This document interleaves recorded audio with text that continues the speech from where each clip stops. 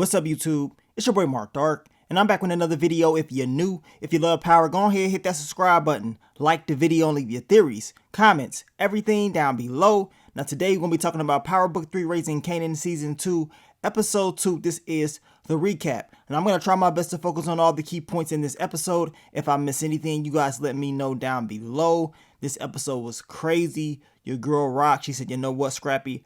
I got to take you out. No loose ends. She wasn't having it at all. Down below, I want you guys to let me know, how did y'all feel about that? How did y'all feel about your boy Scrappy? And also, we talked about Scrappy's mother being the real CI that Detective Howard's crew was working with. She said his name in episode 1, Detective Pang, and Detective Pang said he got a CI babbling at the mouth. I honestly believe that CI was her. I don't think it was Scrappy at all. You can tell just based off Scrappy's, interactions, the things that he says. And Scrappy never showed us any type of indication that he will be a snitch, that he's not loyal. This dude lost the eye for them. He did so much for this organization, for Rock. And I guess loyalty doesn't necessarily mean you're going to live. We learned this from, time and time again in Power. I told you guys last night, Scrappy is pretty much like the roller of Power Book 3 Raising Kanan. You know what I'm saying? A guy that was loyal, and even though he was loyal, he still got taken out quick. And just like Roller's character, I wanted to see more. I wanted to see more out of Scrappy's character, what can possibly happen, with this storyline.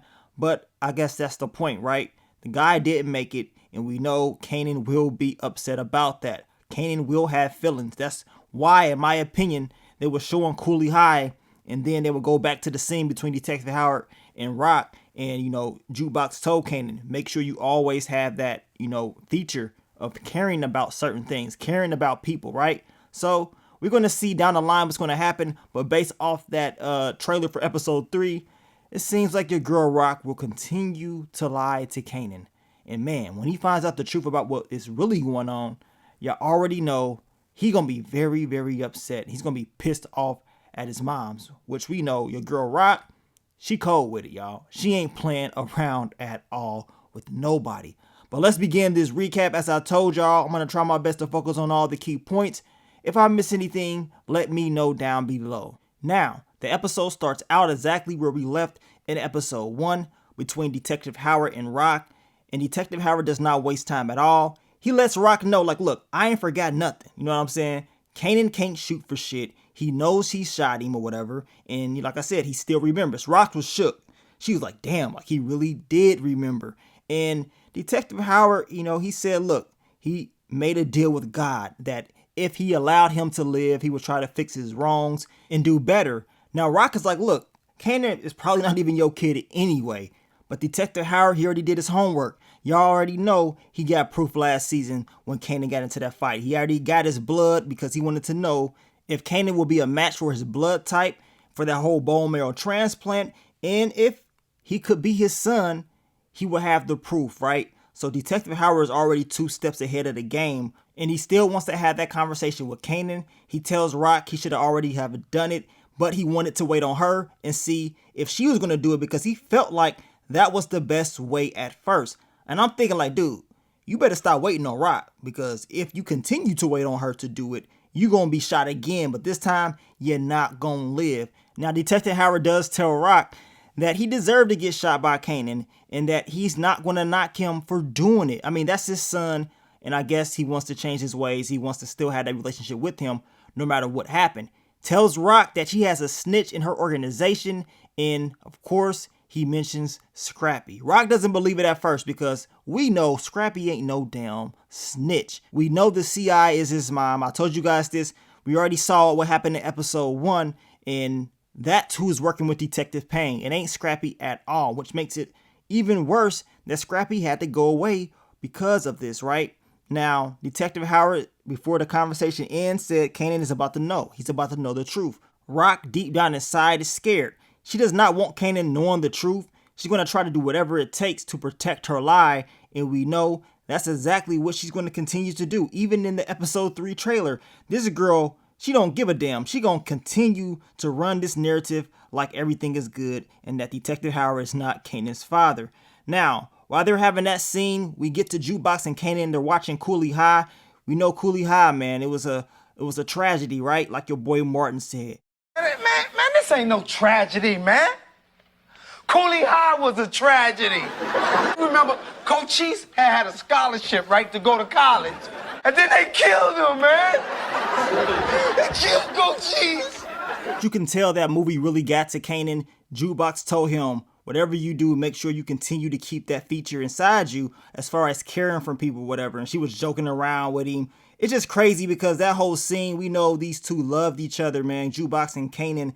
And to know how it all ended, it just continues to make it that much worse, in my opinion. And that's exactly why Kanan did kill her, because he had love for Tariq, right? He kept that inside of him. So it's the same thing she was talking about, having that, caring feature about you. Well, he showed us once again in the original Power exactly what he's showing us right now, that he truly does care about people and he feels bad about certain things. So what do you guys think about that whole scene between Jukebox and Kanan? We get to Famous, Jessica, and Kanan, and she's trying to get Famous about the bed, get this girl up out of his bed. Famous don't give a damn. Like I told you guys in last week's episode, the dude done got lazy. He ain't doing nothing, and it seems like he doesn't care about what the hell is going on. He needs to focus on his music like Lulu has told him, but as of right now, that's not the case. And we can see his mom, she's pissed off. She comes in, she says, you know what? You getting up out of here. You know what I'm saying? You got to go. And she's already told Famous to stop bringing girls up in there. And at the same time, she's talking about Famous has stolen money from her to buy his drugs or whatever. So she's upset. She's not playing around with him. So we know Famous is getting kicked out. He's talking about second chances. Well, she ain't trying to hear any of that. And Famous is kicked out. And maybe this is going to help him be motivated to take music a little bit more serious and stop being lazy. We get to the anger management therapy session, man. And this scene right here was so funny. You know, Miss Renee, she's going around trying to figure out people's triggers. And she wants to know what Marvin's triggers are. And of course, he says he doesn't really have any. And your boy Gerald decided to tell Marvin, like, look, you wouldn't be in here if you didn't have any triggers or whatever. Marvin just ignores the dude, makes some little slick comments at the dude. He got pissed off. Marvin said he's just going to ignore him. I mean, look at this dude. He starts spitting, foaming up at the mouth.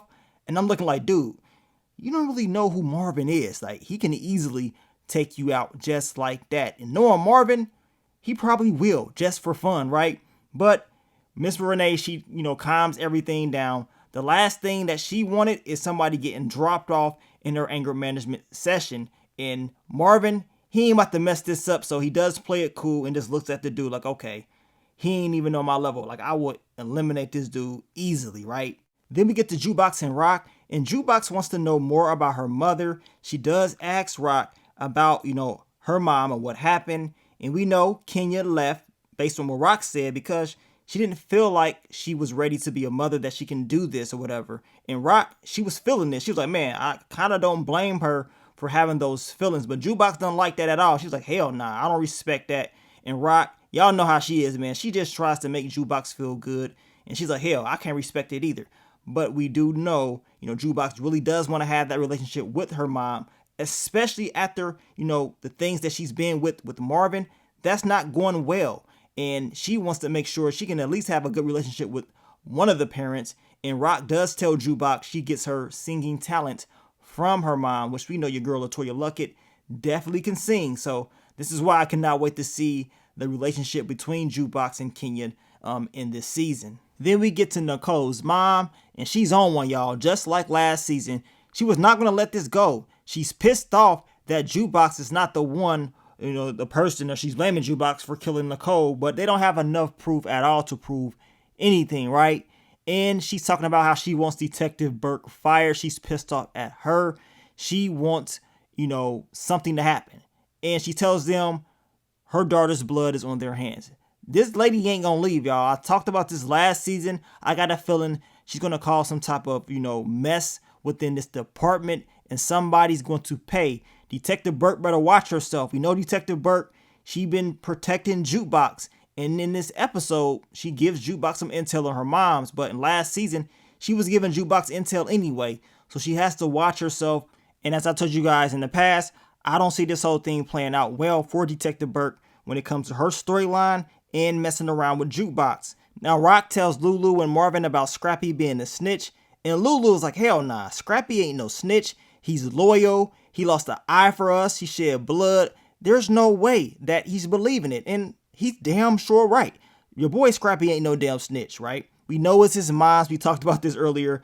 Now, Rock, she wants Marvin to go get some more intel on Scrappy to figure out what's really going on. She doesn't want to make the move until she has enough. And Detective Howard, he didn't even have a lot of information anyway. He just saw Scrappy in there talking to, his boys or whatever. He doesn't know that Scrappy is the real CI, especially since his mom's was in there. But he assumed, knowing Scrappy's, track record and what he's been through, that this dude could be snitching. So that's why he told Rock about Scrappy. But it's just sad to see a guy like Scrappy, who's been loyal and has proven himself, get taken out over something like this. Now, Rorel does show up. He wants to know why Rock wants him in her organization. We know Rock wants to bring him along. That way she can use him to help Lulu out with the 40s and to take him away from Unique. So now Unique is not going to have a lot of power. And what makes it worse is Rorel was supposed to be loyal to Unique, but he's not. You know what I'm saying? He's going to go his own little route and make his own deals.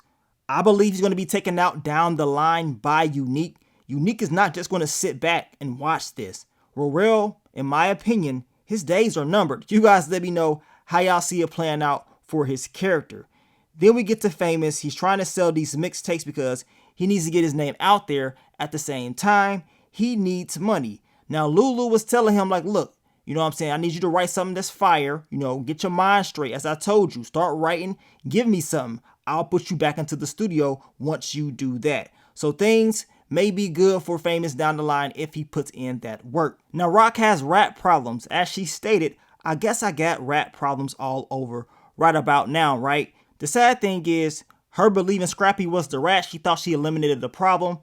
That's not the case. She gonna continue to have rat problems because we know the real rat is his mom's. Now, Juliana, she does state that she saved her money and she bought like a home in her country for her family. And Rock, she saves her money just to be eaten up by rats, right? Now, I believe Rock does take, what Juliana said serious because later on in the episode, I believe she did go to like a realtor and she's trying to, most likely purchase a home in a nicer area. You guys let me know what y'all thought about that. But in this scene, it was funny. It was almost like them telling us Rock was going to eliminate Scrappy because she told Juliana to call the exterminator. We know Rock is the exterminator, especially in this episode, and especially when it came to getting your boy Scrappy up out of here. Now, as Rock is leaving, she runs into Unique's girl, and Rock is giving her that stare down. Rock is giving her that look like, look, you don't want this. Like, you can be eliminated just like that. And the girl was shook. She saw Rock and she damn near pissed herself, just like Kanan pissed himself when he learned about Detective Howard being alive still. And she's looking like, man, my boy Unique got locked up because of her. I got to make sure I don't slip up. Now, do you guys think something's going to happen to this bodega? Especially since Rock got all this money there and seeing that Unique's baby's mom was at the bodega, she saw Rock. Is it a chance that, they can come and hit this spot and that money can be taken? You guys let me know down below. Now, we get to Marvin. He goes and he's having a conversation with Scrappy because he wants to know some intel, what's going on. And Scrappy, he's upset because he's like, man, y'all done gave Rorel the opportunity. I mean, this is the same guy that, almost took me out. I mean, look at my eye. Look at all the stuff that I've been through for y'all. And he gets to work at the 40s with Lulu. Oh, hell nah. I mean, he's going off. This conversation right here, this scene right here, this lets me know that Scrappy ain't no damn CI. He's loyal, and them showing us how he really feels about this organization, being down with them for all this time. I believe he said since he was like 14. I mean, he's putting in a lot of work, but the emotion that he's putting in this scene lets me know that he is really loyal and that he had nothing to do with what his mom's is doing. Now, I don't know if Scrappy knows about his mom's or whatever. We don't really know all of that. But based on what we've been seeing from Scrappy, I don't think so. I think the dude was really loyal, and it makes sense on why he's upset about what's going down with Rorel. That's going to backfire. That's just my opinion. I don't believe this game plan to have him is going to work out. Something is bound to happen. But Marvin does ask Scrappy about where he was at. Now, Scrappy does lie. He says he was, helping his cousin, hang some pictures up, which was a lie. And I believe Scrappy lied because Rock already told him last episode to stop the cards, stop the gambling. He did not listen. So of course he doesn't want her knowing about what happened, him being arrested and being brought in and that all going downhill. He don't want her knowing about that. So that's the reason why he lied, in my opinion. I don't believe he knew anything about his mom being the CI.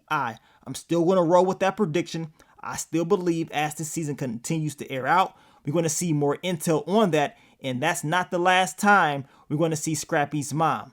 Just wait on it. Now, in my opinion, I believe Rock took that conversation she had with Juliana serious. She went to this realtor and she's trying to move in a very nice neighborhood, right? A very pricey neighborhood. And this lady, she wasn't even believing Rock's credit was good. She said, look, this location that you want to move at is very pricey. You got to have good credit. You got to have this, proof of income. Rock is like, look, I got all that. Don't worry about that. You know what I'm saying? I can afford it. And, make sure you find me a good neighborhood. So your girl Rock is definitely trying to get a nice home. But that scene was funny to see that lady's reaction when Rock was telling her, look, I got everything prepared. I'm good. Now, Jukebox says, you know what? I'm going to contact Detective Burke because I need her help on getting information about my moms, and who else better than call than her. So that's exactly what Jukebox is going to do. As I told you, they're going to continue to build this relationship between Jukebox and Detective Burke. I just don't see it ending well for Detective Burke when it's all said and done. Now Marvin goes and checks out Scrappy's story about him going to help his cousin hang up pictures or whatever, and come to find out, she hasn't even had a conversation with no damn Scrappy, and Scrappy is lying. And we know why Scrappy is lying, because Rock told him not to do the whole gambling stuff, and he didn't listen and got caught up. So this is the reason why he lied, right?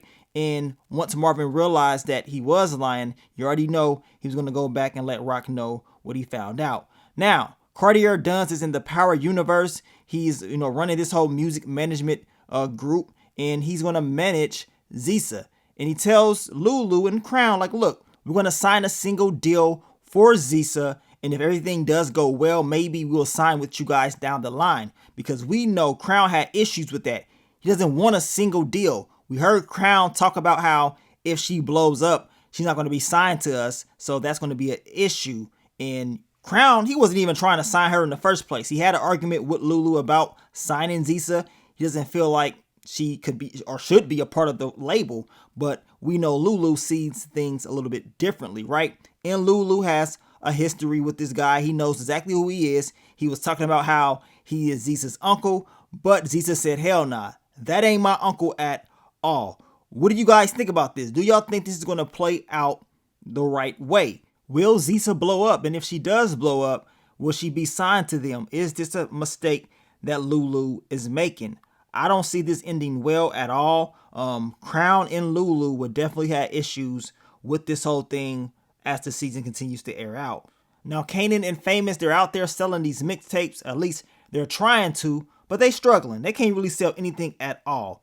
Then the boys come, they hem them up. They're telling them they can't even be out there selling without a permit, like a vendor's permit or whatever. And they let them slide because they're like, look, you ain't even selling anything anyway. So Famous, you already know he's all in his feelings. He's pissed off. This is just not a good episode for Famous at all. Then we get to Marvin and his lawyer. I swear, his lawyer looks like he can be Terry Scootball Silver's daddy. Look at this guy. You're not going to tell me this guy ain't connected to Terry Scootball Silver. Looking just like the dude. Now, he does tell Marvin about Tony Deep Throat and about how she moved or whatever, gives him information about her. Do you guys believe Marvin will go and try to do something to Tony or the guy that she's supposed to be marrying or whatever? I got a feeling it's going to come into play. Marvin is not going to let that go. He wants to get Tony Deep Throat back, and that's exactly what I think is going to happen. I honestly believe with them putting that in the storyline, that something is bound to happen.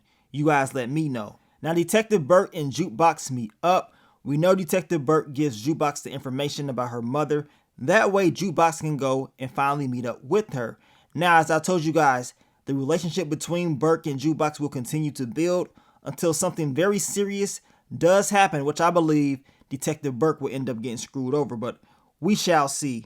Then we get to Detective Howard, and he's going to continue to act like he does not remember anything Of course, the boys are telling him that even though they don't got anything on Unique, they're going to continue to try to press him and see what they can get because they don't give a damn, right? And they don't really need a reason to go and press him. So it lets us know that Unique is not off the hook and that he will still have issues with law enforcement, which, is very realistic in my opinion.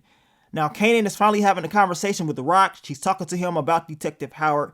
And Rock, she's trying to cover up this lie. She's telling him if Detective Howard comes and, talks to him about something, don't trip. He's just going to run his mouth. Pretty much just trying to downplay it like it's not anything serious. But we know it is. Detective Howard will be having a conversation with Kanan soon. And most likely, based off that trailer, it's going to happen in the next episode. And I cannot wait to see exactly what that conversation is going to be about. But Rock has been trying to hide this secret for a long time. Eventually, it's going to get out. And she's going to have to figure out how she's going to deal with it. Because as of right now, it seems like she thinks she has everything under control. But I believe everything's going to blow up in her face. Then we get to Unique and his baby moms, right? Now, it's sad because her mother is talking about Unique. He needs to go. He ain't doing nothing but eating up all the food. A real man provides for the family and all this stuff. But Unique had a good point. Like, for real, like I used to, buy your cars, take care of all the bills, and do all types of different things for you. But now it's different. You know what I'm saying? You want to play me, right? And she pretty much just walked away because she knew it was the truth. Everything was cool in the past, but everybody want to switch up now. And we know Unique does learn about Rock popping up at that bodega. His baby mom tells him she's scared and, she doesn't want anything happening to them or their son, Jerome. What do y'all think is going to happen? Was that like a sign telling us that something's going to happen to Unique's kid? Because we know they've been kind of hinting at that since season 1. We know Rock and Unique, they will always have a conversation and kids will be brought into, the topic of discussion. And we know Unique got shot at by Marvin last season when he had his son with him. So this season, will his son be protected? We know Unique was talking about how he believes Rock is not going to do anything. He's not that worried, but we know deep down inside he is. He has to watch, his every move and make sure he does whatever it takes to protect his family. More importantly, his child. Now, we get to Lulu, Marvin, and Rock. They're talking about the information about Scrappy, and they don't really have 100% proof that Scrappy is a snitch at all. But seeing that he lied about, going to his cousin, hanging up pictures, I guess that's enough for Rock. Rock is like, look, no loose ends. I ain't got time for it. He a snitch. I ain't about to sit up here and play with him. Now, Lulu was like, look, I'm not the one. I'm not doing it this time. We know Lulu took out D-Wiz last season, episode 2. He ain't doing it. Marvin was looking like, shit, ain't no way I'm doing it. And I knew Marvin wasn't about to do anything. Rock is going to have to be the person that's going to have to handle this when it's all said and done. And she knows what time it is, right? Now, we get to your boy Unique once again. He's having some issues with Dean's boys at the door and had me cracking up, talking about how short the dude was. He had fit him in his back pocket. Now, him and Dean have a conversation about work. Now, Rock mentioned to Roel earlier on in the episode that Dean was not going to work with Unique. And Rock was right. She knows that Dean does not want any type of commotion in his organization. We know that law enforcement still have him as a person of interest with this whole shooting of Detective Howard, and that is bad for business. So he's not going to do business with Unique. And Unique, he just wants to prove himself. He doesn't want to go out like this, but Dean ain't doing it. And Unique is pissed off. He's throwing stuff. He tosses a table. And man, it ain't the best episode for Unique. It really seems like he's, continuing to take L after L after L. Now, I do think Unique will adapt to this. Eventually, he will create new allies. I believe the Italians may be someone that will work with him, but he will be an issue for Rock. It ain't over yet. Then we get to your boy Lulu and Jessica. He clapped those cheeks one last time. Jessica is talking about how Crown helped her out. You can tell Lulu already knew what time it was. He was like, okay, I see what it is. Jessica is telling him she got a job in California. She is leaving tomorrow. She didn't want to tell him earlier because she did not want to, argue with the dude. And that's why she did what she did. Lulu was pissed off. Tells her she can pretty much get the hell up out of there. Y'all know deep down inside, Lulu felt some type of way about that. Look at him. He really liked Jessica for real. And for real, he's probably sad that she's leaving. More importantly, I know he gotta be salty just thinking that Crown clapped those cheeks. Now, we get to Jukebox. She's looking at the picture of her mother. She got the information from Detective Burke about where she can, possibly find her mom's at. And this is where she finds her at. She sees her, but she does not walk up to her. Y'all know how Jukebox gonna do. She's gonna survey the scene, make sure everything is good, and then eventually she's gonna have that conversation with her moms. Hopefully it does happen in the next episode, because as I told you guys in the past, I want to see that relationship. I want to see how it's going to build up between the two, seeing that she ended up leaving and coming back, and seeing that Jukebox has some certain lifestyle things about her that her mom may not necessarily agree with. So I want to see how they're going to end up doing that whole storyline. Now, we get to Rorel. Rorel, he's completely honest with Unique. I thought this dude was going to be loyal, but hell nah. He said, screw that. My loyalty is to this money, and I'm not about to lose it messing around with you. He pretty much tells Unique, you have nothing. No one wants to do business with you. He has something else that he wants to do, which we know he will be working with Rock.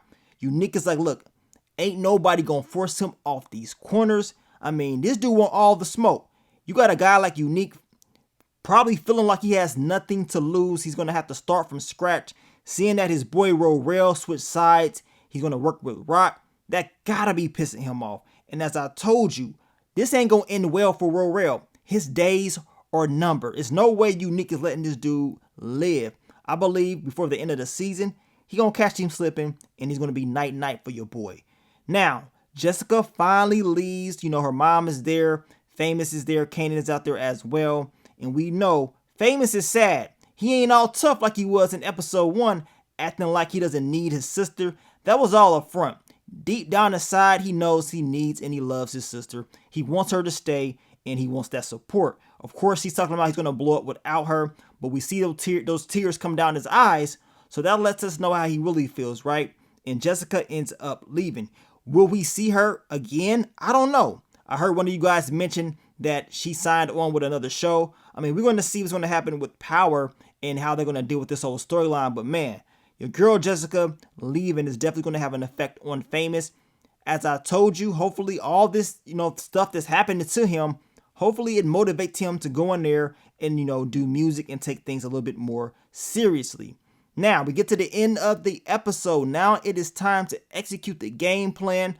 Just like last season in episode 2, the game plan to eliminate D-Wiz now has switched to the game plan to eliminate Scrappy. He is a loose end. They make it seem like Scrappy is about to be a part of this whole new scheme. They got a whole new building. He's going to be help running it. Everything's going to be good. But no, that's not the case. I mean, he was smiling. Everything seemed good. And Scrappy was like, man, I got room to breathe. I mean, everything felt good. But that wasn't the case for real, right? We knew what time it was. We knew this was not going to end well for him. And Rock popped up out of nowhere with the strap. And she put it right to his dome. And you already know what happened.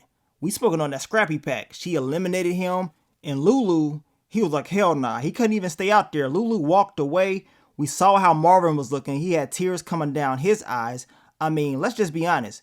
Scrappy been putting in a lot of work for this organization for a very long time. They had a bond with this kid, right? They loved him for real. But Rock believed he was a rat because of what Detective Howard told her. The sad thing is, they didn't even get the full story of what really happened. It's understandable as far as him being a loose end and him being connected to a snitch, which is his mom's. I believe as the season continues to air out, Rock will get the full intel, the full information, the full story of who that CI really was. And then I believe she's going to probably feel bad about what happened to Scrappy. Like, man, like what the hell just happened, right? Because based on how Scrappy's been moving, I told you, and you already know, he's been loyal. You know what I'm saying? Yes, he did lie about the cousin thing and hanging up a picture, but that lie to me was just because Rock told him, not to be gambling, and he was trying to cover that up, and he wasn't ready to tell her the truth about that. But man, still, that dude put a lot of work in, lost the eye. I mean, this dude, he bled for, Rock. He was willing to do whatever it takes for her. Sadly, his loyalty was not enough. And in this game, sometimes loyalty is not enough. Scrappy, he learned the hard way. It's sad to see him go, as I told you guys in my quick thoughts video. Scrappy is one of those characters similar to Rolla, a guy that was loyal and a guy that a lot of the fans wanted to see more of, but sadly got taken away very quickly. And when it's all said and done, I believe Rock will regret that, because this dude was definitely a solid soldier. It's sad because we don't even know what Scrappy knew as far as his mom's being the CI. None of that really was explained as far as what he really knows and what happened when they end up getting brought in. They kind of just cut it off and we didn't get to see all the intel of that. But I'm going to tell you right now, I honestly believe this dude was loyal and he wasn't no damn snitch. As far as his mom, oh, that's going to be an issue. I told y'all, we don't even know what his mom knows, right? And she could be a problem for Rock, just like them damn rats at that bodega. You can set all the traps that you want, but you're still going to have some rat problems. And also, how will Kanan feel about this? Y'all know Kanan going to be pissed off. Him and Scrappy, they definitely got close. They bonded. He learned a lot from him. And when he finds out the truth, he going to be pissed off at his moms, because based off this next, trailer, it seems like Rock's going to continue to lie to him. And when he finds out the truth, it's all going to blow up in her face. And Kanan, he going to lose it, y'all. That boy going to lose it. Man, I can't wait to see, it all come out. But you guys let me know, man, what do you think about episode 2? It seems like in Raising Kanan, episode 2, somebody always get dropped off. So I'm expecting season 3, somebody else to get dropped off in the episode 2 as well. But I'm thinking in the next episode, Rock, she's going to try to expand. The whole Italian thing may come into play. So hopefully we can see a little bit of that develop. But I want to thank you guys for all the love, all the support, and I will catch y'all on the next one. But let me get up on out of here, man. It's your boy Mark Dark. I'm out. Peace.